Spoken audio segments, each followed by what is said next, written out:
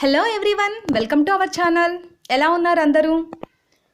ముందుగా ఛానల్ని సబ్స్క్రైబ్ చేసుకోండి, వీడియోని లైక్ చేయండి, షేర్ చేయండి. ఇవాల్టి మన స్పెషల్ రెసిపీ గోంగూర రసం అండి. దీని గోంగూర పులుసు అని కూడా అంటారు. మనం రెగ్యులర్గా గోంగూరతో పచ్చడి, పప్పు, గోంగూర అట్లా చేసుకుంటాం కదా.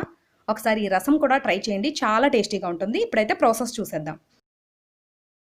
ఈ గోంగూర చారు కోసం ముందుగా స్టవ్ పైన గిన్నె పెట్టి తగినంత ఆయిల్ వేసుకోండి. ఆయిల్ వేడైనాక 1 స్పూన్ ఆవాలు వేసి ఆవాలు చిటపట్లాడే వరకు వేయించండి. ఆవాలు బాగా వేగినాక 1 స్పూన్ జీలకర్ర వేసి అలాగే 1 స్పూను కచ్చాపచ్చాగా దంచిన అల్లం వెల్లుల్లి వేసి చక్కగా వేయించండి. ఇవన్నీ బాగా వేగినాక ఒక 2-3 ఎండుమిర్చి చీలికలు వేసుకొని అలాగే ఒక 4-5 వరకు పచ్చిమిర్చి చీలికలు కూడా వేసి చక్కగా వేయించండి. మనకి కావాల్సిన కారాన్ని ఎండుమిర్చి పచ్చిమిర్చిలోనే వేసుకోవాలి. ఎక్స్ట్రా కారం మనం యాడ్ చేయం కనుక మీకు తగినంత కారాన్ని పచ్చిమిర్చి ఎండుమిర్చి యాడ్ చేసుకోండి.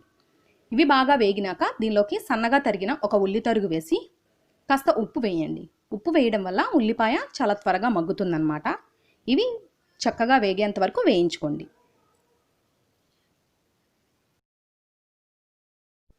ఇవన్నీ బాగా వేగిన తర్వాత సన్నగా తరిగిన ఒక టమాటో తరుగు వేసుకొని చక్కగా వేయించుకోండి. టమాటోలన్నీ చక్కగా మెత్తగా గుజ్జులా తయారవ్వాలి. అప్పటి వరకు చక్కగా మగ్గించుకోండి. చూస్తున్నారు కదా, ఇక్కడ ఈ విధంగా టమాటోలు బాగా మగ్గిన తర్వాత దీనిలోకి 1 స్పూన్ వరకు పసుపు వేసి చక్కగా వేయించండి.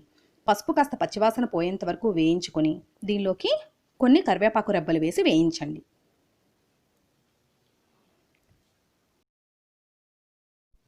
ఇవన్నీ బాగా మగ్గిన తర్వాత ముందుగా ఉడికించుకొని గ్రైండ్ చేసుకొని పెట్టుకున్న 1 కప్పు గోంగూర ముద్దని దీనిలో వేసి చక్కగా ఒక 10 నిమిషాలు మగ్గించండి. అట్లా మగ్గించడం వల్ల పచ్చిమిర్చిలోని కారం, టమాటో అంతా గోంగూరకి బాగా పడుతుందన్నమాట. అప్పుడు రసం టేస్ట్ ఇంకా చాలా బాగుంటుంది.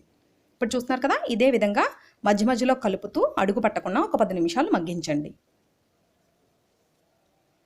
ఇప్పుడు దీనిలోకి ఒక 2 గ్లాసుల వరకు వాటర్ పోసుకోండి. రసం కన్సిస్టెన్సీలో ఉండేటట్లుగా చూసుకొని కాస్త పల్చగా ఉండేటట్లుగా వాటర్ పోసుకోండి. అది మరిగి కాస్త చిక్కబడుతుందన్నమాట, మనకి తిక్కుగా అవుతుంది. సో ముందుగానే మనం తిక్కుగా వేసుకుంటే అది ఇంకా పచ్చడిలా తయారవుతుంది. సో వాటర్ వేసేటప్పుడే కాస్త లూజ్గా వేసుకోండి. ఇప్పుడు ఈ విధంగా దాన్ని చక్కగా మరగనివ్వండి. ఒక 2-3 పొంగులు వచ్చిన తర్వాత దీనిలోకి ఒక 1/2 స్పూన్ ఇంగువ వేసుకొని మరో 10 నిమిషాలు చక్కగా మరిగించుకోండి. అది మనకి కావాల్సిన కన్సిస్టెన్సీ చూసుకొని చిక్కబడిన తర్వాత స్టవ్ ఆఫ్ చేసుకొని వేడిగా అన్నంలోకి ఈ గోంగూర రసం పెట్టి పక్కన ఏదైనా ఫ్రైతో సర్వ్ చేసుకుంటే చాలా టేస్టీగా ఉంటుందండి. మీరు కూడా తప్పకుండా ట్రై చేయండి. ఐ హోప్ ఈ వీడియో మీకు నచ్చింది అనుకుంటున్నాను. వీడియో నచ్చినట్లయితే ఛానల్ని సబ్స్క్రైబ్ చేసుకోండి, వీడియోని లైక్ చేయండి, షేర్ చేయండి. Thanks for watching.